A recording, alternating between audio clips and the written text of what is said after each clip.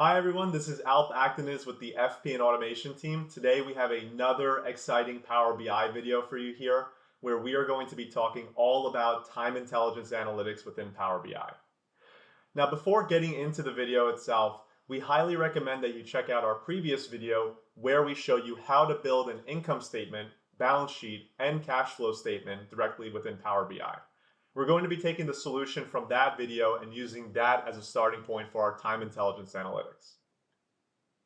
Now, within this video, what we're going to be talking about are the importance of a calendar table, as well as how to show you how to build metrics that allow you to show this year's data, which in this case we're focused on 2020 versus last year, and also show you how you can switch between a year-to-date view of your data as well as a month-to-date view of your data.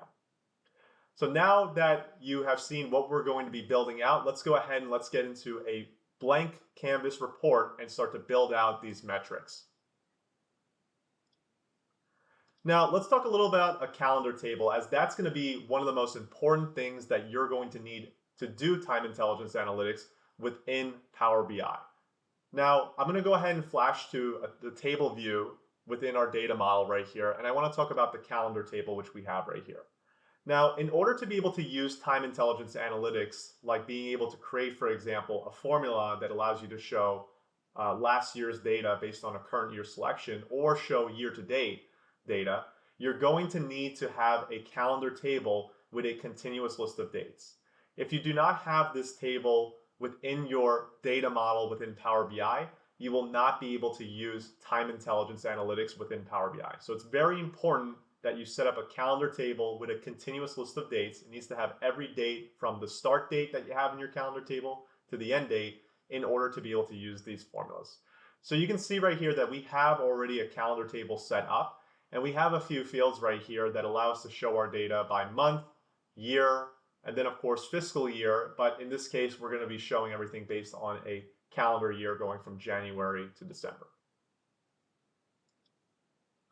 So what we're going to be doing first off is we're going to be showing you how you can build a formula that allows you to take this year's data and showcase last year's data based on your current year selection. So if I'm selected on 2020, for example, right now, as you can see, then what we're going to be able to do with this formula is show how you can show 2019 data based on 2020 selection. So right now, I currently have a filter in place, filtering my data to my income statement data. That's what we're going to be building our report on for time intelligence analytics. So let me go ahead first by dragging in a table, which is going to go ahead and show us our data right here. So what I'm going to do as a start is I'm going to go ahead and filter my data to just be on revenue for the purposes of showing you how this formula is going to work. So right now I've just set a visual filter to show revenue for our data. And what I'm going to go ahead and do is take my income statement measure developed in our previous video and pop it in here where we can see our actuals data. And then one thing I'm going to do is I'm going to go ahead and drag in the month name. And let's go ahead and let's zoom in a little bit more just to see this a little bit more easier. Now, what you can see right here is that we're able to quickly see our 2020 revenue based on our filter selection by month.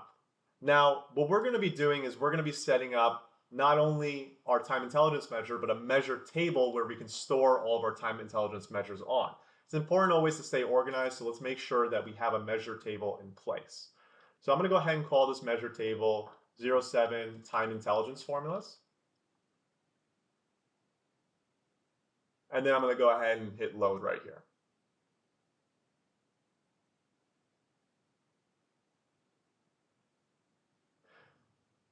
Now that I have this particular time intelligence measure table set up, I'm going to start storing certain measures that I'm going to be creating for this video on here. So the first one that we're going to talk about is going to be the DATEADD DAX function. This function is an extremely powerful function that allows you not only to show data by last year, but also by last month, quarter, or day. So it has many different purposes. And you're going to see here that we're going to be required to show a continuous list of dates. But this is essentially how the formula works right here. So what I'm going to be doing is typing in the formula name called last year, because this is going to be a dynamic formula. And what I'm going to be starting with is a calculate statement right here. And again, if you're not unfamiliar with calculate, calculate allows you to manipulate the filter context of what you're currently showing within your report right here. And all that means essentially, in our case right here, is based on 2020 selection, we're essentially going to say, hey, I know we're selected on 2020, but we want to show last year's data. And the way we're going to do that is with this DATEADD function right here. So the first thing that I'm going to do is I'm going to go ahead and reference my actuals formula for my income statement measures table. And then hitting comma, I'm going to go ahead and type in the formula DATEADD. Now let's look at the three arguments that we have right here. We have dates, number of intervals, and interval. So for dates, again, this requires a continuous list of dates. So what we're going to want to do is reference our date column from our calendar table because that contains a continuous list of dates. And then in our case right here for the number of intervals, we want to do -1 because we're going to look back -1. And in this case, for the interval itself, we're going to choose year. But the great part about this formula is that not only can you use it for year, you can use it for quarter, for month, or for day to look back 1 in this case, 1 year in this case, or you can look forward 1 year or backwards 2 years. So you have options to be able to create as many different time intelligence formulas to look forward or back either a year, a quarter, a month, or a day. So I'm going to go ahead and hit enter right here. And let's go ahead and format this DAX measure to be the same format as our formula right here.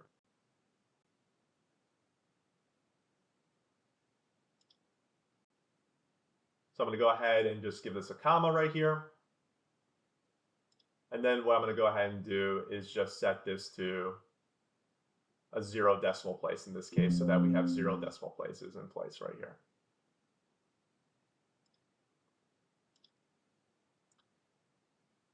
And now that we have this formula in place, let's actually take a look and see how this formula works, right? So if I drag in this formula right here, take a look. This formula right here, this is essentially showing us last year's figures. And if you don't believe me, take a look at this, right? So pay attention to last year's figures and pay attention to the total number right here. When we switch this to 2019, this number right here, which was in the last year column, which was in the last year measure column right here, is now showing in our actuals column because this is actually the value based on our current year selection. So if I switch it back to 2020, what this is going to do is this is going to show me my revenue for 2020 and then my last year revenue for 2019 based on our 2020 selection. So what's great about this is based on the year we select, we're going to be able to show last year's data. Now, in addition, what we can do here to in addition to just showing last year's formula is we can subtract these two values, and then also we can go ahead and create a variance column that shows the percentage change between this year versus last year. And now this becomes dynamic.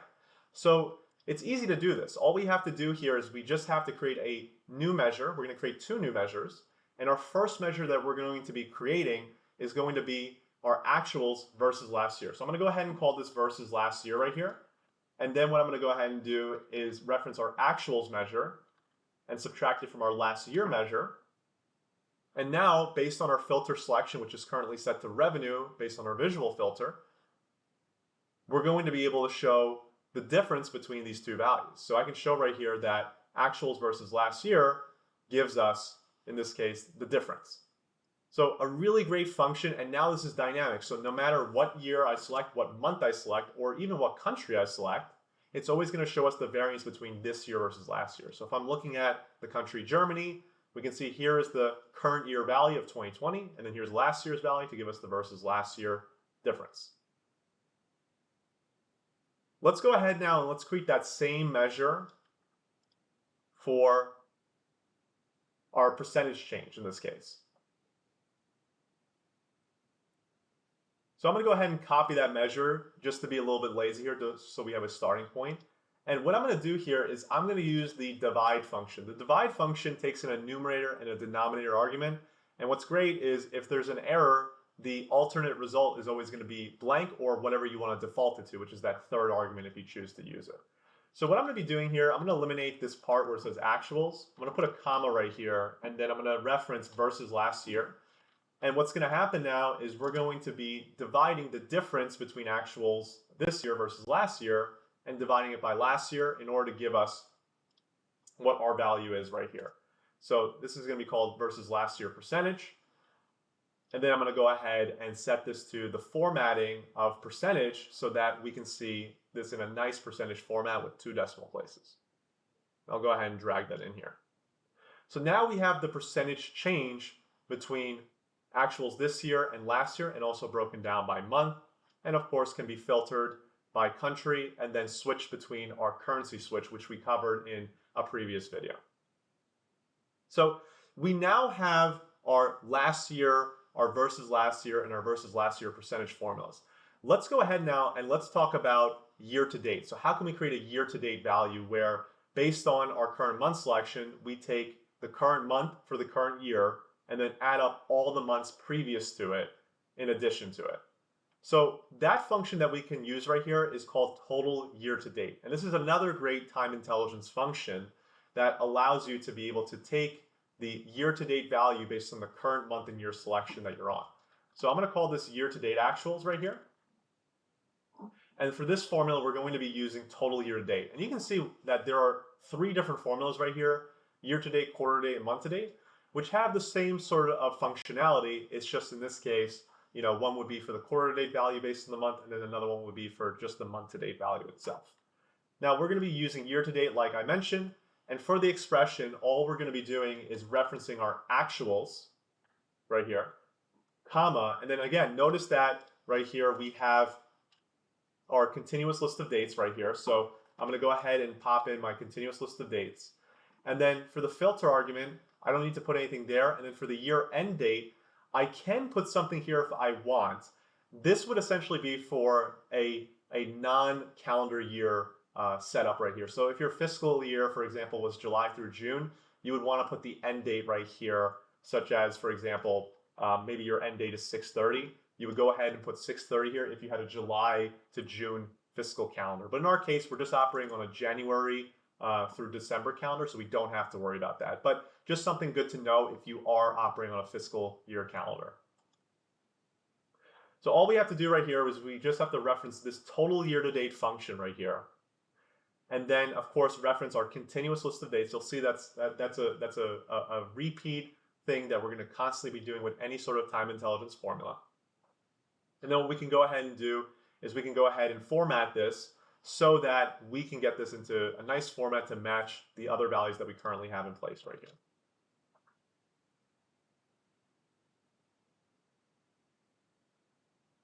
Now notice right here, when I drag this formula in, take a look at the values. So if we look at the first value, again, based on 2020, we can see that both values are matching, which makes sense because January year to date would just be 1 month. But when we get to February right here, take a look at the differences in the values right here. The 8 million right here represents the February revenue, so just the February revenue. The 13.6 represents the February revenue plus the January revenue, and then this trend is going to continue where for March, it's going to be March, February, and January, all added up together in our year-to-date actuals. So now, when we actually use, for example, our filters right here to filter on March, for example, notice that when we're selected on March, our year-to-date actuals formula is going to show March year-to-date, which is January plus February plus March. I'll go ahead and switch back to the full year view just so we can see all the months right here. Now, what we're also going to be doing is creating a year-to-date last year formula as well. So what I can actually do here is, since we already created our last year measure, we can actually utilize this for our year-to-date actuals. So what I can go ahead and do here is I can go ahead and create a new measure, which is essentially going to be year-to-date last year. So I'll go ahead and I'll go and create year-to-date last year right here. And the way I'm going to do that is I'm going to give this a new title. We're going to call it year-to-date last year. And for the reference, what we're going to go ahead and do is we're going to go ahead and get our year-to-date actuals formula. And then we're going to go ahead and keep this piece the same because, again, it's the same sort of function, but now referencing the year-to-date value instead. And then we're going to go ahead and hit enter right here and then plop that into our table. And let me go ahead and format this just so that we have a nice format in place. And now we should be good to go, where if we just change the decimal places, we now have our last year formula in place right here showing the previous year. So now When I look at 2019, pay attention to the 41.886 million right here. If you look, that is our value right here, 41.886. So we know that it's showing the correct last year formula right here based on our current year selection. And then what we can go ahead and do is we can copy our versus last year formulas to show year to date versus last year, and then of course year to date versus last year percentage. So I can go ahead and make a copy of these and change up the formulas to point to our year to date values instead of our current period values based on our current period selection right here. So what I'll go ahead and do is I'll go ahead and call this year to date versus last year.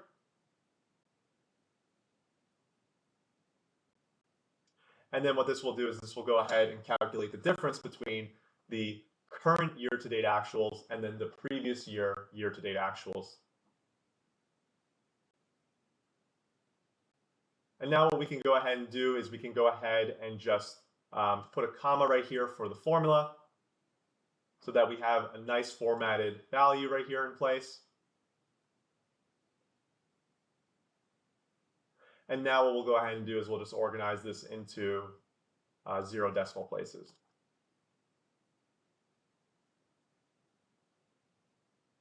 Now I'm going to go ahead and just drag this a little bit more just so that we can see this working right here.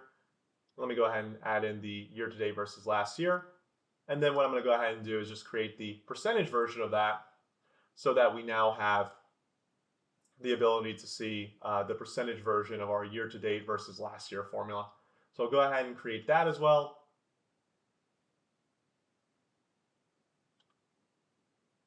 And now when I go ahead and copy this measure right here, this is going to go ahead and show me my year-to-date versus last year percentage. So I'll go ahead and call that. And then we'll go ahead and reference this right here and then change this value to year-to-date. Now these are referencing my year-to-date values instead. I can go ahead and hit enter right here. And again, I want to get this into a nice percentage format so that we now have a percentage change year-to-date this year versus last year.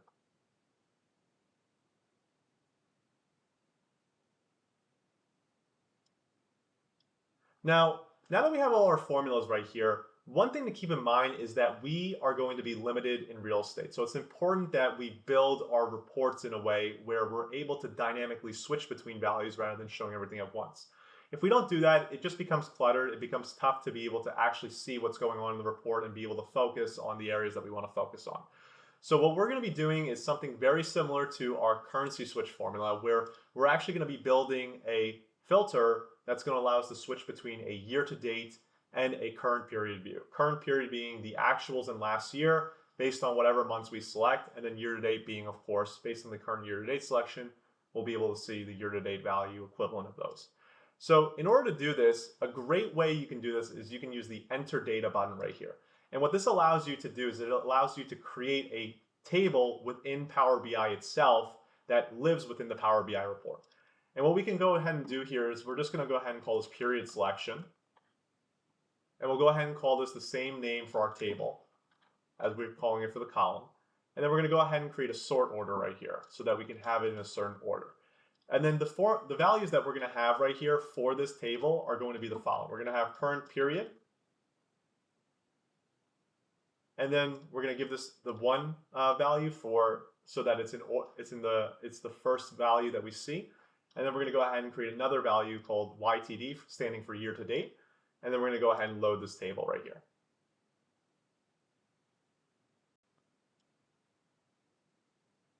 Now this table is going to load in, and this is going to be a disconnected table. This means that it's not connected to anything. So what's going to happen is when we actually go to place this table on our particular report, it's not going to do anything at first. We're actually going to need to program it to do something. So what I'm going to go ahead and do is I'm going to left click on this slicer right here that we created. This is using the brand new Power BI slicer. And I'm going to make a copy of this so that we keep the same format. And then what I'm going to go ahead and do is I'm going to drag this right to the left-hand side and then bring in our period selection right here to switch it out. And now we have the ability to switch between a current period and a year-to-date value. And you can see that based on the black value selected, that's going to be the one that we're selected on right here.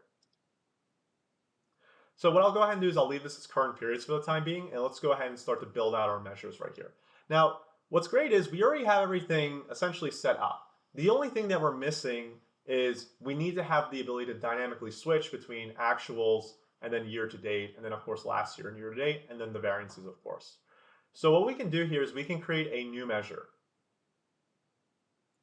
And on this new measure right here, what we're going to be doing is using the DAX function called switch. And switch is essentially like a nested if statement, which allows you to switch between one value or another based on it being true from a condition standpoint. So what we're going to do is we're going to go ahead and call this actuals period selection. And we can, of course, change the name when we actually pop this on the report right here. So for right now, what I'm going to go ahead and do is I'm going to use a variable. And a variable is essentially just a way of storing a value on some sort of name. So I'm going to call this period selection. And then I'm going to use the function called selected value right here. And what selected value does is based on the column that you're selected on, which in this case is period selection. And then, of course, what we could do is we can go ahead and give this an alternate, an alternate result if nothing's selected. So I'll go ahead and give this the value current periods. And what this is essentially going to do is if there's one value selected right here, it's going to go ahead and return either the current period or the year-to-date value. So if we just see an example of that right here where we actually add this to our report, you'll see what I mean in a second. So when I add this right here, what this is going to do is based on that filter selection, it's going to go ahead and either show actuals or the current period value selected, or of course year-to-date selected. So if I select year-to-date, it's going to show the year-to-date value. If I select current periods, it's going to show the current periods value. Now what we can do with this formula is based on this selection right here, we can write a switch function. And that switch function right here is going to allow us to switch between both of our measures right here. So if I type in switch, and then for the expression I say true right here, which is essentially checking if a condition is true, and then for the first condition, which is the value 1 right here, what we're going to go ahead and do is we're going to go ahead and say, hey, is the period selection equal to current periods? If so, we're going to show our actuals formula. And then I'm going to go ahead and copy this. And then for the second argument, we're going to go ahead and set this equal to year-to-date actuals. And we're going to change this to year-to-date.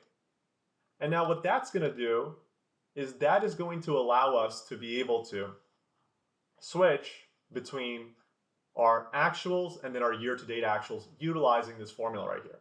So now if I go ahead and just format this up, I'll give this 0 decimal places right here.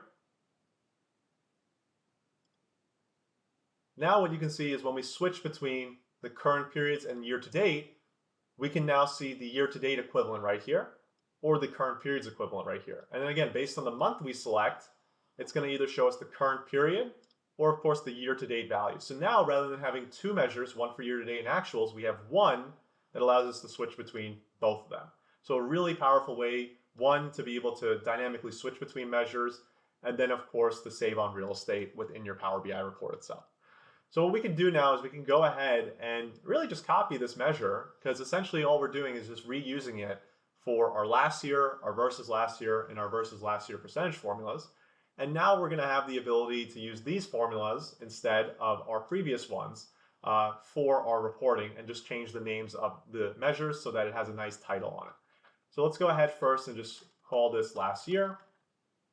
And again, we're going to go ahead and just switch out on line 5 and 6. This is going to be the last year value. And then this, of course, is going to be year-to-date last year.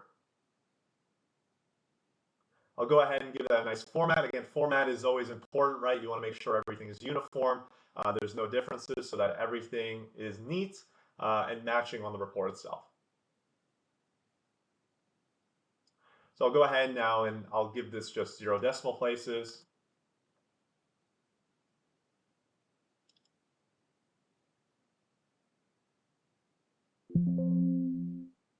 And now what I'll go ahead and do is just add this measure on here, and then we'll go ahead and make a copy of this one for our final two.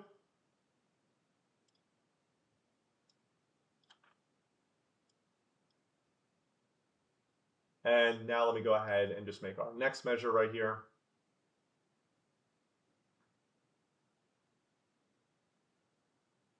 So this next one is going to be that versus last year period selection. And then our final one, of course, is going to be the versus last year percentage selection. So again, changing out lines 5 and 6. Let's go ahead now and just hit enter on that. And now what I'll go ahead and do is just change the formatting on this last one.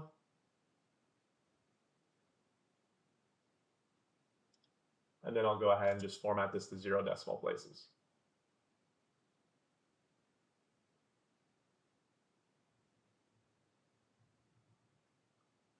And finally, let me go ahead now and just create our final measure, which is going to be that versus last year percentage period selection formula.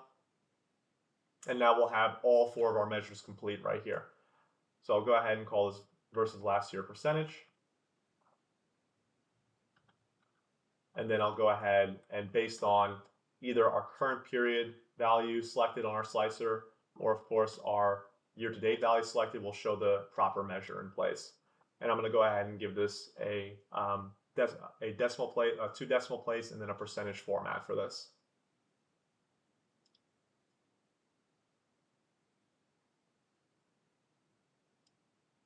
And now when I go ahead and pop this in right here, along with our versus last year variance measure, which is going to show the dollar equivalent right here, we now have the ability to switch between a year-to-date view as well as current period view right here. So you can see that these are switching based on the year-to-date or the current period selection. And then we can eliminate the other measures. Again, we were using those measures to build out these dynamic selections. And you can see here that we're reusing them. And again, it's essentially the same sort of formula, but just slightly different, either showing year-to-date or last year, and then using that switch formula to switch between them. We can then go ahead and give this a good naming convention right here, where now we're going to go ahead and show this as actuals last year versus last year, and then versus last year percentage. And now we'll have the ability to switch between our current period and our year-to-date view right here. So I hope you guys enjoyed this video right here. As always, please be sure to like and subscribe to our content right here. And in our next few videos, we'll be showing you how we created this dashboard right here and how you can really format this to be an elegant report that can be extremely insightful. If you're curious about our company, please feel free to check us out at fpandautomation.co. And thank you very much for watching this video. This is Alp signing out.